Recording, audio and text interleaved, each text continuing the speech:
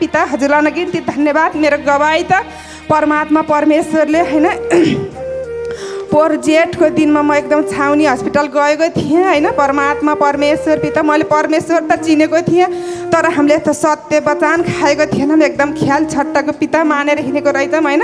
हाम्रो सरुना म्यामले एकदम सत्यको वचन खुवाउनु भयो, उत्साहित बनाउनु भयो र हामीले परमेश्वर चिनेको त बल्ल 1 वर्ष भयो हैन। मलाई एकदम गरन चङ्गाई गर्ने मेरो बिमला म्याम हजुरहरूलाई पनि उहाँको होल परिवारमा मेरो उच्च सम्मान र परमेश्वरको भरिपूर्ण आशिष र मेरो गवाई भन्न चाहे। मेरो गवाई त हैन म हस्पिटल गएको थिएँ। मेरो परमात्मा परमेश्वर पिता पहिला त मेरो चेक गर्दा केही पनि छैन हैन भन्नुभएको थियो र पछि मेरो एकदम मैले थाहा पनि मलाई भएन अपरेसन गर्नुपर्छ भन्ने मलाई थाहा भएन हैन। मैले परमेश्वर त एकदम अहिले भएको भए मैले अपरेसन पनि गर्न पर्थेन हैन ईश्वर र मलाई एकदम अपरेसन गराइदिनु भयो जेठको 13 गते र म घरमा आएँ। घरमा आएको 22 दिनको दिनमा फेरि डाक्टरले बोलाउनु भयो हैन। पिता हजुरलाई अनगिन्ती धन्यवाद।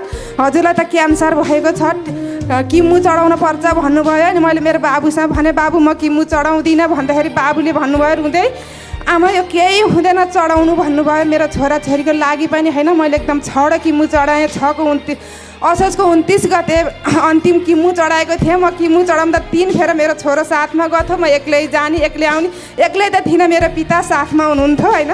परमात्मा परमेश्वर पिता हजुरलाई अनगिन्ती धन्यवाद। र मैले अन्तिम किमु चढाएँ असोजको 29 गते। त्यहाँदेखि हजुर लगभग आउनुहोस् हजुरलाई त फेरि डबल किमु चढाउनु पर्छ, हजुरको 3rd स्टेपको क्यान्सर हो भन्नुभएको थियो हैन।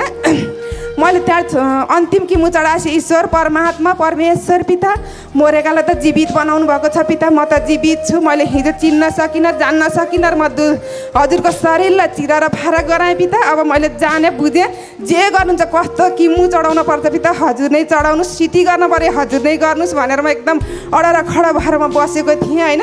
म 6 महिना म हस्पिटलै गइनँ किमु चढाएर आइज भन्दा पनि म गइनँ हैन। पिता हजुरलाई अनगिन्ती धन्यवाद। र 6 महिनामा पहिलो हप्ता चैतको पहिलो हप्ता मेरो बाबु आयो हैन। म काठमाडौँमा जाँदै जान्न बाबु मलाई एकदम ईश्वरले ठिक गराइसक्नु भयो भनेको थिएँ मैले हैन। मेरो बाबुले एक फेर त हिँड्नु आमा भनेर म चैतको आइतबारमा म हस्पिटल गएको थिएँ हैन। मेरो अगुवा सरुना म्याम हजुरलाई मैले म्याम हजुर म यसरी हस्पिटल जानु पर्यो क्यार नि भन्नुभयो, जानुस् केही छैन भन्नुभएको थियो हैन। पिता हजुरलाई अनगिन्ती धन्यवाद। र मेरो मङ्गलबार सिडी भयो हैन। र मेरो परमात्मा मेरो परमेश्वरले हैन एकदम छरछिमेकले पनि परमेश्वर परमेश्वर भनेर यहाँ कपाल झरेर केही छैन क्यान्सर लाएर त्यस्तो भएको छ।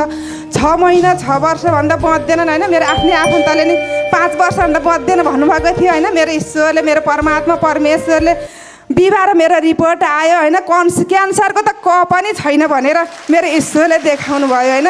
पिता हजुरलाई अनगिन्ती धन्यवाद।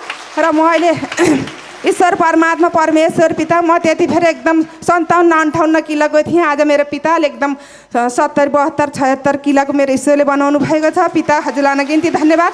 र मैले अहिलेसम्म मैले अपरेसन गरेँ 6 महिना 7 महिना लागिसक्यो। मैले अहिलेसम्म ग्यास्ट्रिकको दबाई पनि खाएको छैन।